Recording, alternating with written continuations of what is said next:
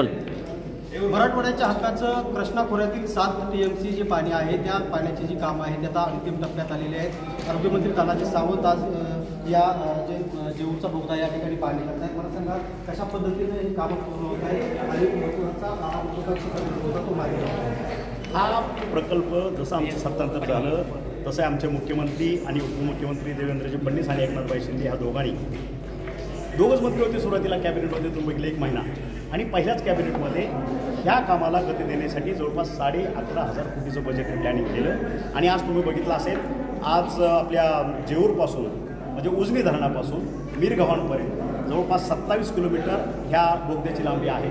त्यापैकी ह्या जसं सत्तांतर झालं तसं ह्याला गती देऊन पूर्वीच्या काळामध्ये जवळपास 5 ते 6 किलोमीटरचं काम झालं होतं। ही स्कीम जवळपास वासनात गुंडाळीसारखं अशा पद्धतीचं ह्या ठिकाणचं वातावरण होतं।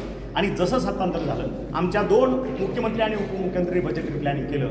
आज तुम्ही बघितलं असेल ह्या 2 वर्षामध्ये जवळपास 24 किलोमीटरचा बोगदा 100% तयार झालेला आहे। ह्या ठिकाणी जे काही बेसिक वर्क असतं त्याच्यानंतरचं फायनल टच द्यायला बसवून म्हणजे फाईन ट्युनिंग त्याप्रमाणे खालचं लाईनिंगचं काम चाललेलं आहे, व्हर्टिकल लाईनिंगचं काम चाललेलं आहे। आणि म्हणजे जे तुम्हाला 3 किलोमीटर जे आम्ही बोलत नाही 27 किलोमीटरपैकी 24 किलोमीटर झाले, 3 किलोमीटरचे व्हर्टिकल शाफ्ट की जेणेकरून पुढचं काम करताना पाण्याचा अडथळा येऊ नये, सीपेजेस होऊ नये, त्या ठिकाणी ब्लॉकेजेस कुठलं तयार होऊ नये किंवा ह्याच्यासाठी कामाची सुटसुटता काम चांगल्या पद्धतीनं करता येण्यासाठी असं 3 ते 4 ठिकाणी जवळपास 200 मीटर 300 मीटर 500 मीटर अशा पद्धतीचे व्हर्टिकल शाफ्ट ठेवलेले आहेत। आणि ज्यावेळेस आमचं मीरगव्हाणचं फाउंडेशन आहे ते जवळपास 1 ते 1.5 मीटर आता खाली ज्याला एक्सप्रेशन करायचं ते राहिलेलं आहे ते होईल। आणि साधारणतः मे एंडपर्यंत ते फाउंडेशन 10 मीटरच्या वरती जाईल। तसे हे राहिलेले जे काही मधले शाफ्ट आहेत ते ब्लास्टिंग करून हा पूर्ण बोगदा पाणी कॅरी करण्यासाठी पूर्ण झालेला असेल। सर, पण ह्या पाण्याच्या संदर्भात गेल्या अनेक वर्षांपासून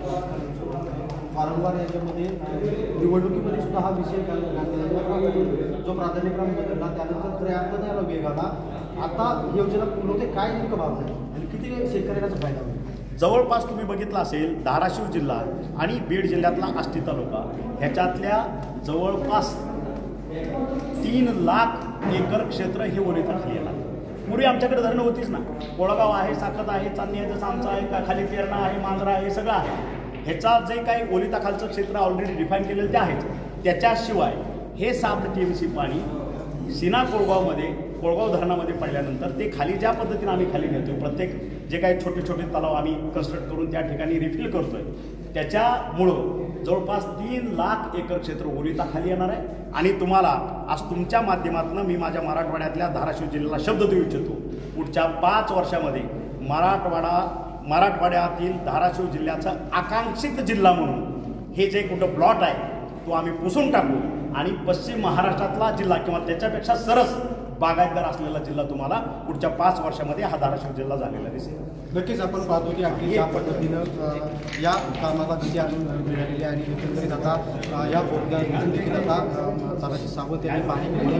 खरं तर नक्कीच आगामी काळामध्ये जे पिकाचं पाणी आहे ते आता जिल्ह्याला मिळणार आहे, त्यामुळे कुठंतरी आता शेतकऱ्यांना देखील याचा मोठा फायदा होणार आहे। मला सुरू असेल साम TV धाराशिव।